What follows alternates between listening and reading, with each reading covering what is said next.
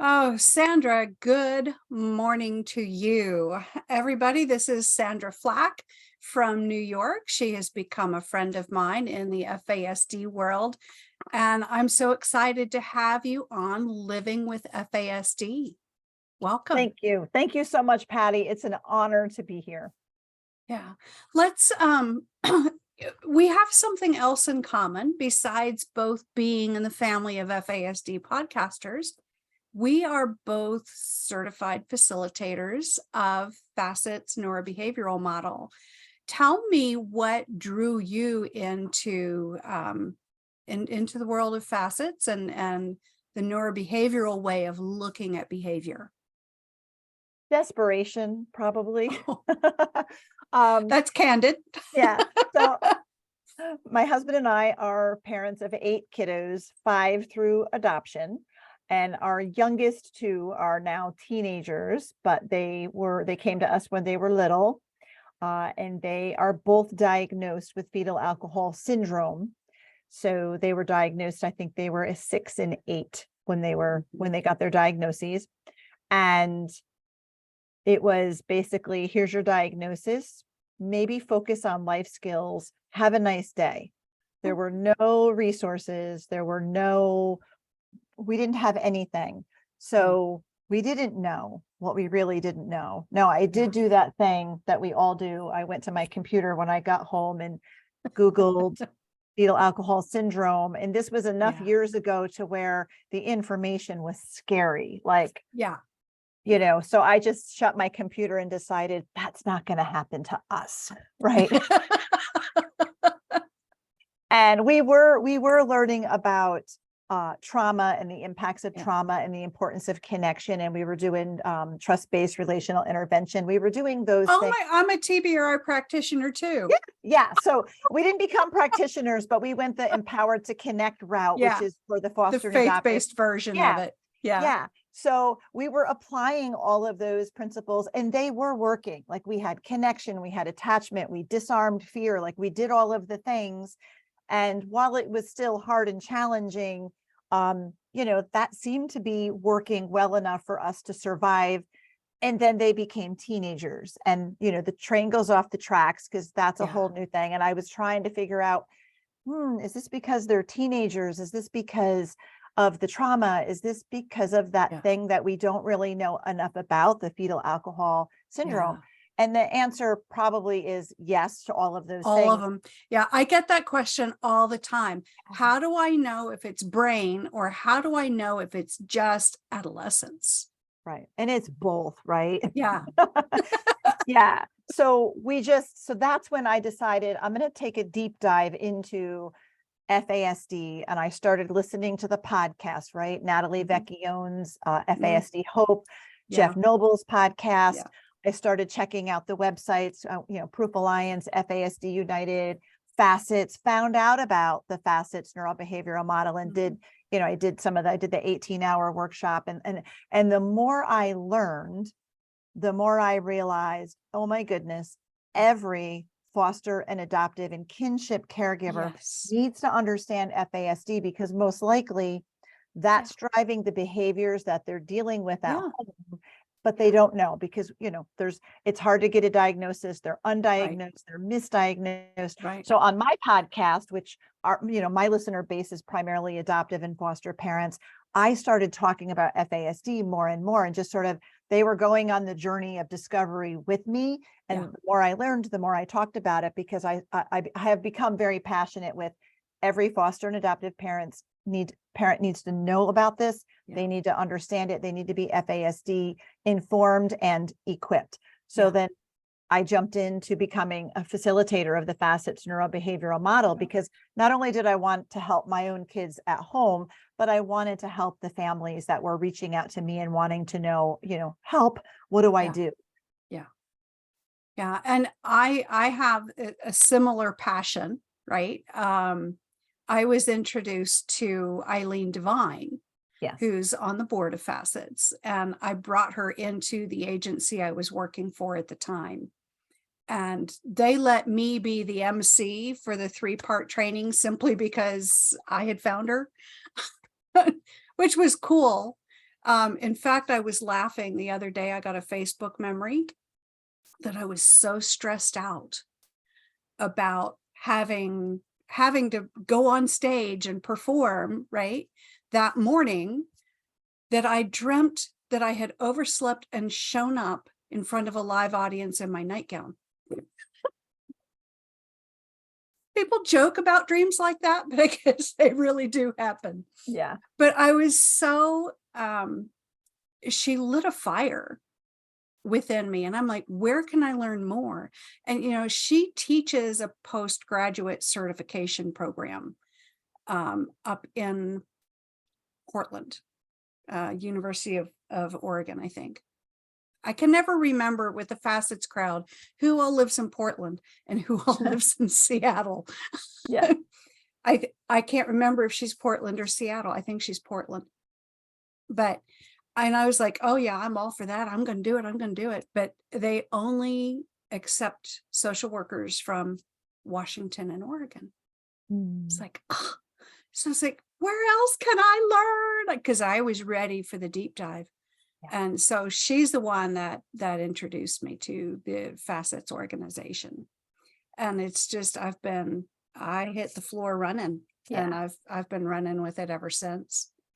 So what is the reception that you are finding with this model and getting people to say, wow, this is an important shift in the way we look at behavior? Yeah, I see when I do a workshop, especially an in-person one, you see the light bulbs. Did you see the lights go off? And all of a sudden it's like, that's it. That's you described my child or my kid or my family, my life. And I find that it's especially because in the adoption and foster care, audience that I speak to, so many of them are familiar with TBRI through Empowered to Connect, or through TBR, through reading the Connected Child book by Dr. Purvis. So to me, the FASCETS Neurobehavioral Model and TBRI marry so nicely together, because with TBRI, you're understanding, look at the history to explain that behavior, right? And the impact that trauma has on a child's developing brain prenatally, during childhood, and that's what prenatal exposure to alcohol is, right? It's a trauma in utero. So therefore that is what we can look at to understand why we're seeing the behaviors that we're seeing, and that they're not these intentional behaviors, but they are behaviors driven by, not won't, but can't. But can't. Right? Yeah, it's not intentional. Exactly. It's not choice. Yeah. Yeah. So I find the parents tend to, in my audience, they tend to receive it really well. And once they hear it and make that connection, and like I said, the light bulb goes off, and they are poised and ready because they understand the TBRI piece. So it just is it's kind of going deeper into that understanding. Yeah. I think the frustrating thing for me, because I still work in the foster care world, right? Part-time, I work for a different, even smaller foster care agency. And they're very receptive, but I find with all of the agencies in my town, they want training delivery in 2-hour snippets. And this material is so deep that you're just getting at the 2-hour mark, and it's like, gotta wait another month. And then there's a lot of forgetting. So I find I find some frustration there, but it is what it is. How did FASCETS change things for your family? Oh, good question. Beginning to really look at, what does the brain have to do with whatever it is that we're seeing? And for example, I have a 17-year-old son, and we live out in the country. We have a lot of land, and we have a lot of lawn that needs to be mowed. And we have a really cool 0-turn lawnmower. And what teenage boy wouldn't want to get to drive that around and listen to music on the headphones and get paid to do it. Well, my 17-year-old boy does not want to do that. And it can, if you don't understand the brain and the impact that prenatal exposure has, somebody looking at him would think, well, he's just being lazy or defiant or whatever, right? Because he will refuse to mow the lawn. Like, why would he refuse to mow the lawn if he's getting paid? And it's not like we're making him go out and push mow it, Push right? mow it. Yeah. He's got a zero turn, like it's, what boy wouldn't like that? But when you begin to understand, well, he's got sensory challenges, just the fact that that's a huge, because I said we have a lot of acreage, not all of it has to be mowed, but it's kind of broken up in all different sections. So it's such an overwhelming task to look at when you just say, when his dad says, go mow the lawn today. Where do you start? Yeah. Or how do you know when you're finished? How do you understand time to know that I've mowed, for only 15 minutes and not the 2 hours that I thought I mowed? How do I understand, going around things? Where do I start? Where do I go next? So when you begin to understand the brain and all of those different primary symptoms and how there's a whole host of reasons why that feels so overwhelming to our son that he just shuts down and you get a flat, no, I'm not going to mow the lawn. Yeah. It's not defiance or opposition or rebellion or laziness. It's his brain. Overwhelm. Yeah. It's overwhelm. Yeah. So that was a huge eye opener to be able to consider the brain, what the brain has to do with it, how his particular symptoms apply in this situation, and what accommodations we could help him with. That begs the question. You did such a fantastic breaking that down into what the obstacles were in terms of brain tasks. What accommodations did you come up with? Or was it get someone else to mow it? Both. So because he can't handle the massive task, it's just too big. But to get him to mow at least some of it, we've done, my husband started with, okay, we're going to start here. Our son also requires one-on-one support to complete most tasks. So you can't just tell him, go mow this lawn, or even just go mow this little section. Yeah. As long as my husband is outside doing something in the yard and then telling him where to start, he can do it. He has the noise canceling headphones because there's a lot of sensory input that comes in. Yeah. And then he'll mow this little section, and then my husband will say, okay, now we're going to do this section. And then now we're going to do this section. So they form, he taught him a pattern. So we go from here to here to here to here. And then next week when we mow, we're going to start in the same place and go from here to here to here. So it becomes a routine, repetition, very repetitious, and he can do that. I try to get him sometimes to set a timer and like just 30 minutes. If you can just stay on that mower for 30 minutes, that's all we're asking you to do. So he can be successful in small increments of it, but he cannot take on the full responsibility of it. So my husband does have another teenager from our area who will come and he'll bang the thing out in a whole day. You're like, I'll take the money. So it gets done because that's the end goal. And my son has the skill set. He knows how to turn on the mower and get on it and mow. But it is still very overwhelming to him. So we've understood that we cannot expect him to take on this whole task. So we have to adjust our expectations and allow him to have some success, but not failure. We don't want him to feel like a failure because he just is not able to do. And just because he's a 17-year-old boy who can run the lawnmower doesn't mean that he can complete this entire task. Right. Because I mean, that's one thing that you really have to get people used to thinking about, at least with children and adolescents, is, chronologically, the body is 17. Right. But developmentally, he mows the lawn as well as the average 8-year-old. 8-year-old. Yeah, I say 8. So you put the accommodations or the workarounds in place, the same as you would for an 8-year-old. Yeah. The expectations, right? What would you expect an 8-year-old to be able to do? Right. That's where we set our expectations. Right. Yeah. Right. With enough room for growth to keep him motivated. Yeah. Right. because we all like to feel proud of ourselves. Right. So I'm guessing that in the last several years, as you've been practicing implementing the FASCETS model, the neurobehavioral model, that you've tackled successively more challenging types of problems. Mhm. Yeah. Like, have you started planning for the challenges that lay ahead for your children, and how that might be applicable to adult roles? Yes. So it's a work in progress because our youngest is 17. And then our next son up, who also has FAS, will be 20 in August. I can't even believe I'm saying those words. He'll be 20. So he's working, but we have a family construction business.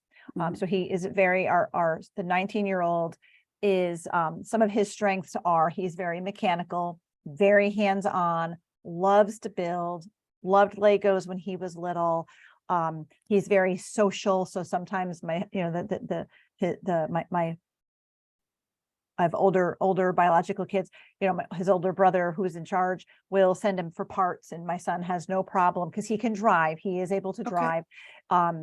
The 17-year-old probably will not be driving, but the 19-year-old Not if he's can 8. drive. Right. Exactly.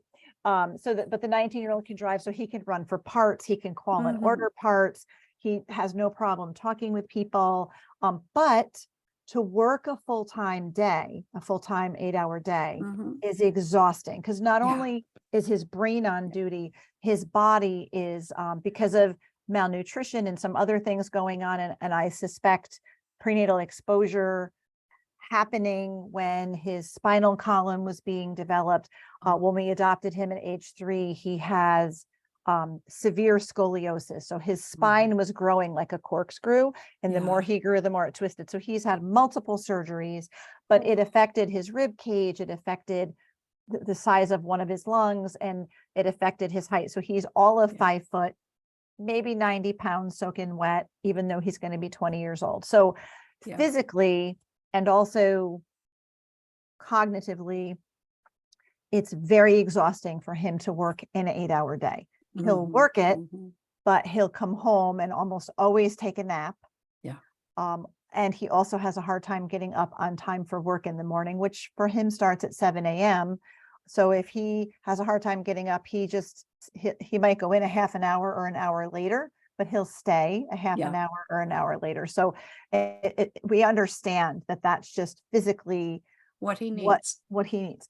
A cool story is, since he was little, he's always wanted to be a firefighter or a police officer. Like that was always, he would talk to every police officer and firefighter he saw. He, wanted to sit in the police cars and in the fire trucks and all that. So that's adorable. He decided he wanted to become a volunteer firefighter, and he joined, and they understood, because we filled out the application and I included information about FASD and what symptoms he has, but also because physically he doesn't have the ability to carry the heavy respirator packs on his back. So he can't go into structure fires, but he can do all external things. And he goes to every parade and every event and everything. And they love him because he's young and he's involved and he's passionate. But he got to take a firefighter exterior. It's like a basic 101 exterior firefighter training course, which is actually a state level course that they all have to take. And I had to help him online apply to take this test. It was an in-person, like 8-week course or whatever, but you register for it online, and he needed help with that. And I saw on there that you could click a box if you needed accommodations. And because I'm like, oh, what is that? Let's click that box, because you do need accommodations, because in school he had an IEP, even though he's graduated and out of school. I knew what his IEP listed. So for example, in school, he had to have classroom notes provided to him. He had to have test questions read to him. So in this course, so he's auditory. Yes. So and hands-on, and most of this course was a hands-on course, but each unit had notes, had slides, and had like a multiple choice test at the end of each Mhm. unit, like a written test. Mhm. So we clicked the button, we were able to submit his IEP. So they permitted these accommodations for him That's to take awesome. this test. And he excelled at all of the things in the test. And he was in the course, especially the hands-on pieces. And they were reading the test questions to him for the test. And he did wonderfully all through the course. But the last week, the last test, there was a different instructor who read the test questions to him. And Uh-huh. my son came home like so mad because he said he was a different instructor. He read the questions too fast.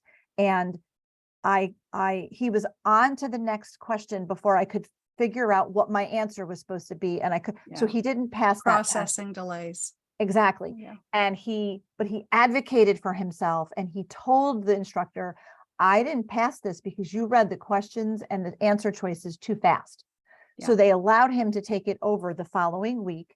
Mhm. And so it was the original instructor that did all the other ones. He read them more slowly and my son passed.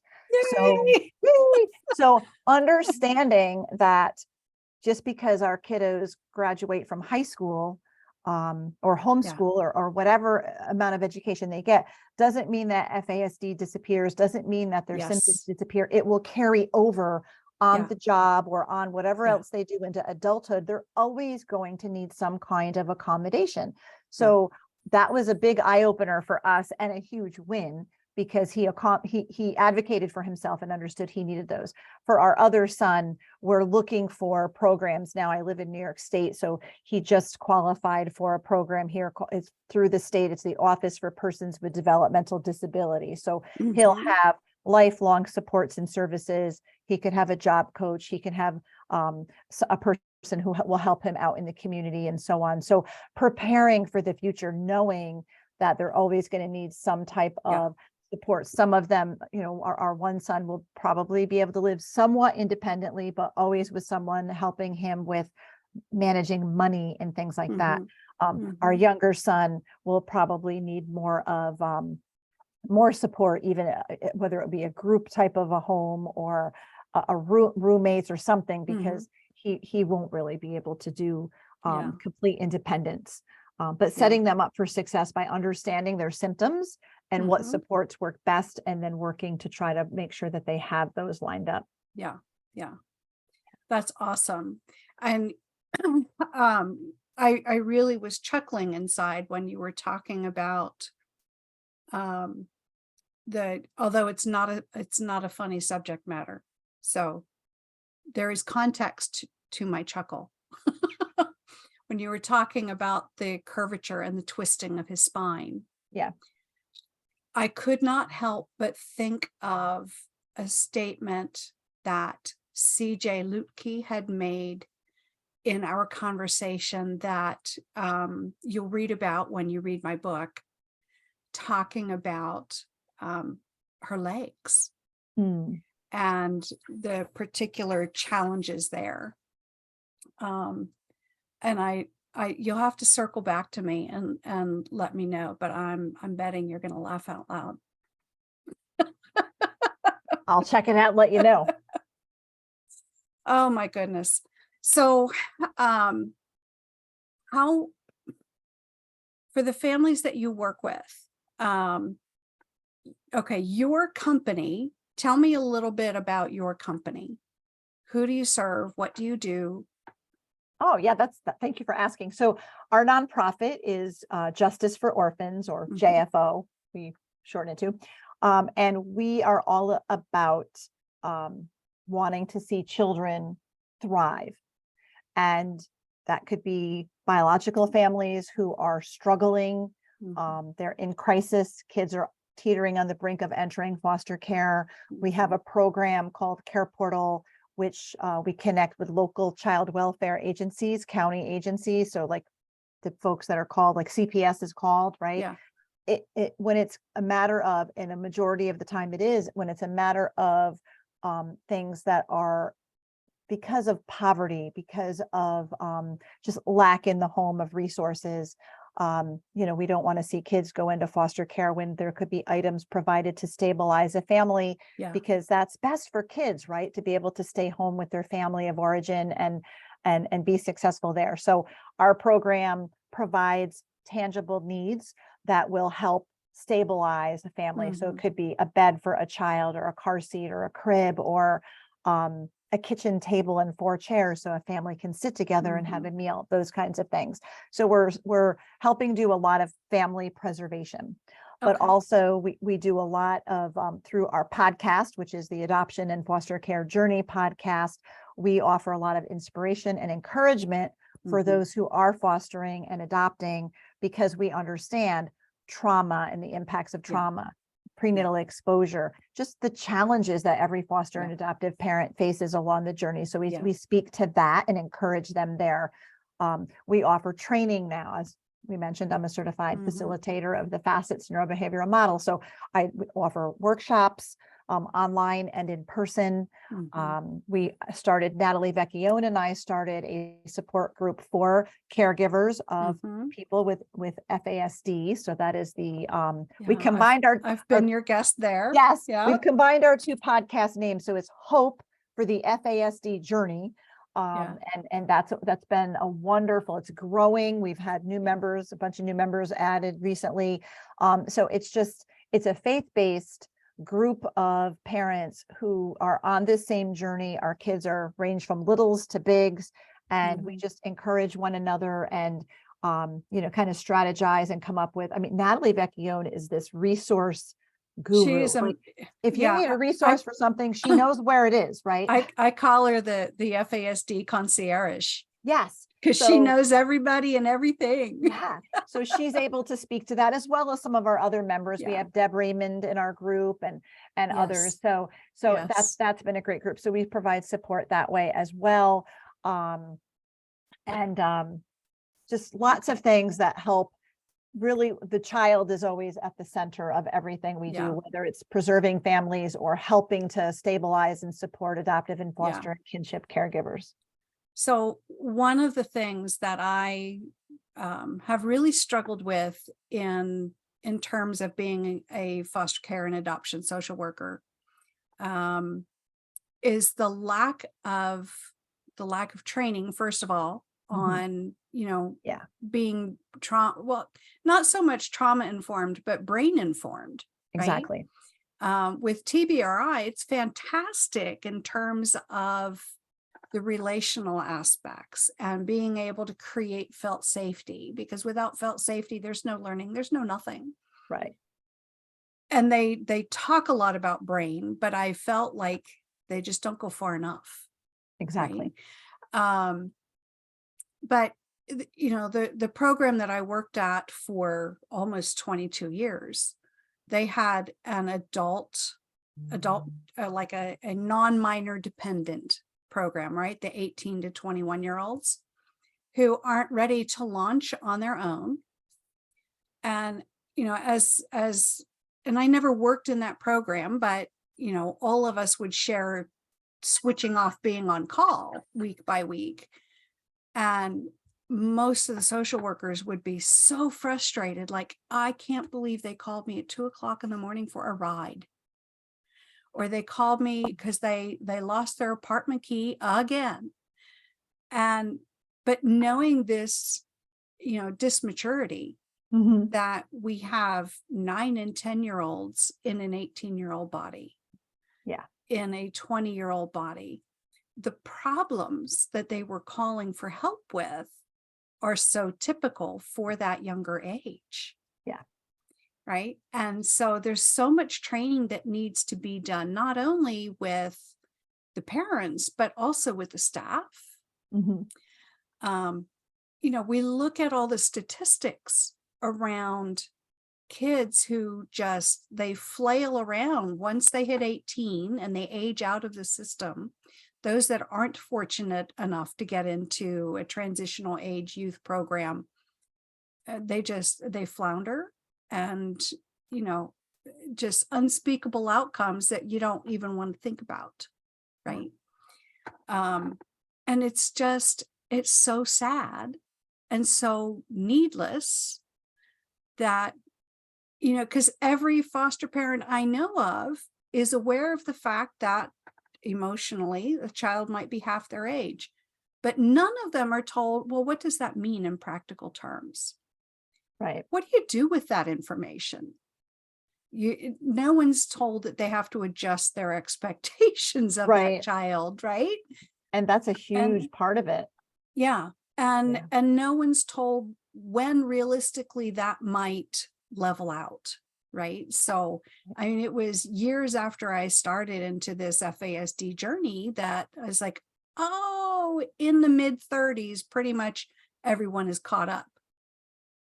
The average person has, Yeah. the average FASD person has caught up, right? Yeah. I've seen that. I feel like, because I have a daughter in her 30s who never diagnosed. But once I learned about trauma, and then once I learned about all the symptoms of FASD, I'm like, oh my goodness, she checks every box. Yeah. And now she's in her 30s and it has leveled off, Mhm. but there's still some things, Yeah. it doesn't go away, Yeah. but I feel like the dysmaturity levels off quite a bit by then. Yeah. Yeah. And it's really been interesting for me because I didn't discover I was on the spectrum until I was in my mid-50s, Mhm. which is, Yeah.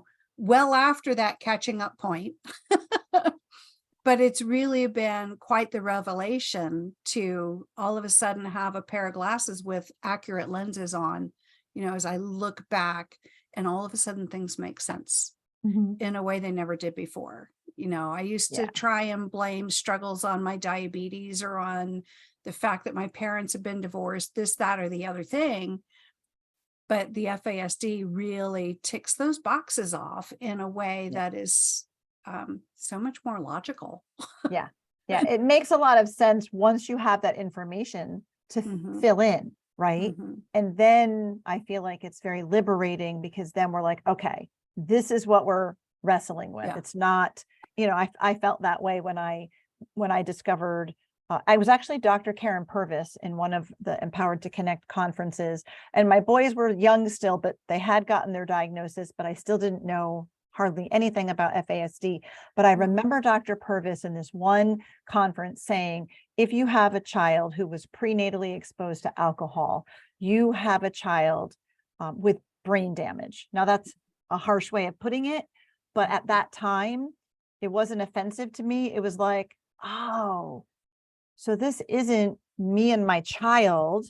This is me and my child against this Against the brain world. condition, right? Mhm. And now we can be on the same team, Yeah. and we're going to fight for him and fight together to help him and stop feeling like there's a lot of opposition between my kid and I because of Right. all of the difficult behaviors. It was very liberating and freeing to realize, okay, that now I know what we're wrestling with, and it's not my kid.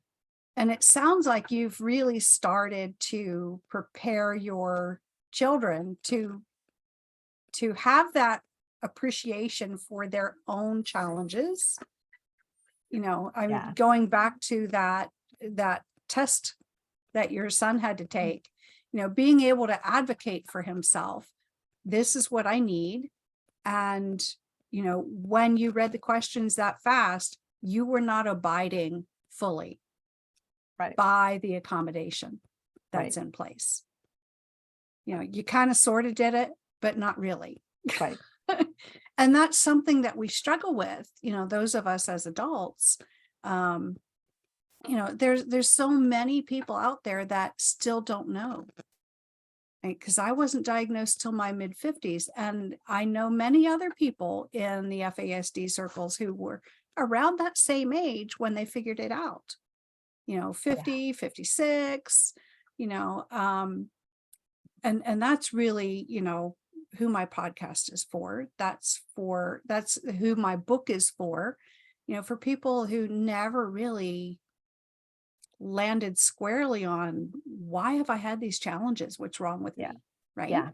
To be able to appreciate my brain needs X, Y, and Z in order for me to do well in this circumstance. My Catherine Page, who co-hosted the first couple episodes with me, she'll be back occasionally And we'll have fun together when she does.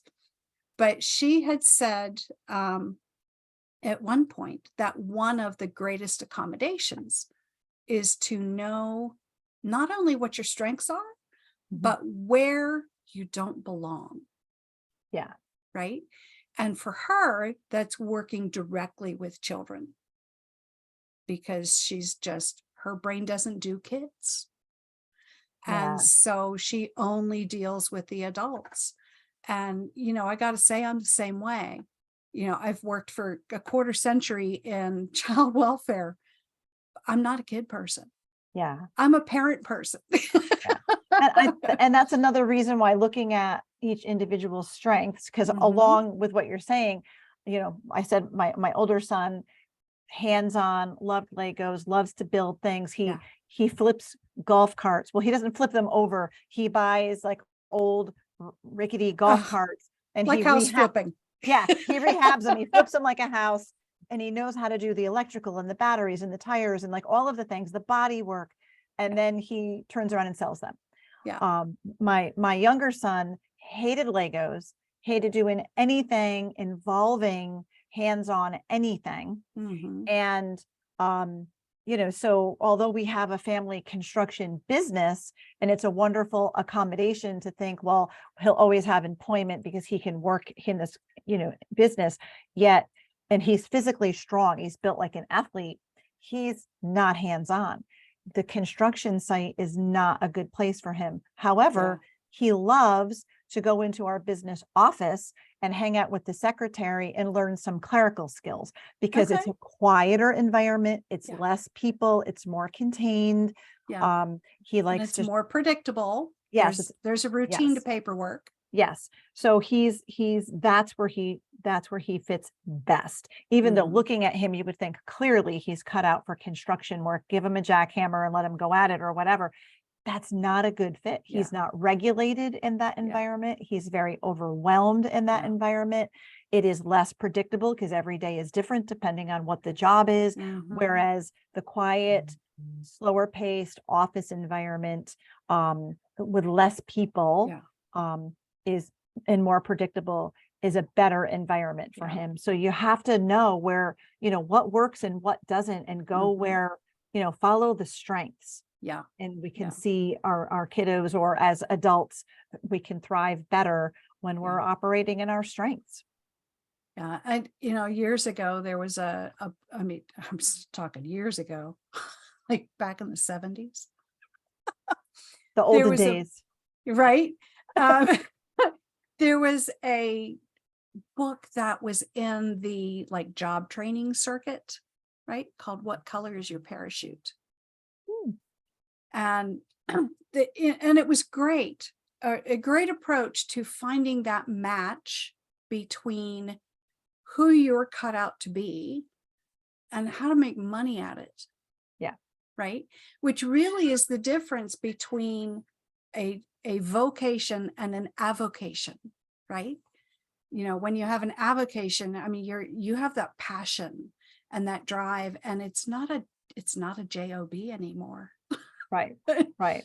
And to find that, it really builds upon, doing this assessment of what are our challenges, whether are they sensory, are they executive functioning, are they abstract concepts that we just can't process, what are those differences, right? I almost used the other D word, deficits.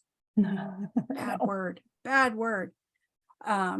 But what are those challenges that we cannot process as well as we would need to in many things? And what are those strengths, those particular strengths? And, you obviously have done that hard work with your kids, because you have been able to be very specific as you talk about your kiddos' challenges and their strengths and their learning styles, right? Because that's important to know also. Yeah. And every brain is wired differently. Everybody's brain. I have a neurotypical daughter who she took some college level courses in high school on psychology, and Mhm. loved it, those initial courses. So when she headed off to college, that's what she was going to major in. And I said to her, because I could see how she was wired a little bit. We homeschooled, so I knew her pretty well and I knew what her strengths were. And I said, I don't know, I think you should maybe take some courses in communications or Mhm. English, because she was a phenomenal writer. Like, she was the kid that would write me stories, like 20-page stories for fun, and want me to read them. And I'd be like, oh, like, I got a lot to do. I don't have time but I would read them. And I just try to encourage her, because I could not see her as a psychologist or a psychiatrist or doing research. Like, I knew that would make her head explode. So she came home from college her first semester, and she was in a panic because she was like, I feel like such a failure because I hate this. Yeah. She did take a communications course. And her English professor said, why are you majoring in psychology? Like, why are you doing that? And you should be majoring in English. And she said, I don't want to be an English teacher. And like, she didn't have the foresight to know that that's You not could going to do limit other you to things. that. Yeah. Yeah. But she figured out, and I said to her, do you see yourself doing research and, seeing patients and being a psychologist? And she was like, no. I said, then switch your major. This is what everybody does. It's very common the first semester or two of college to figure out what you don't want to be when you grow up, right? Nobody really knows what they want to be, but you know what you don't want to be. So I'm laughing because of how often I changed my major. yeah. So she graduated with a degree in English and communications, and she excels and thrives at what she does for work now. And Mhm. she loves it because she is the creative, passionate type. Yeah. And such a people person, but not like you wouldn't want her to be your psychologist.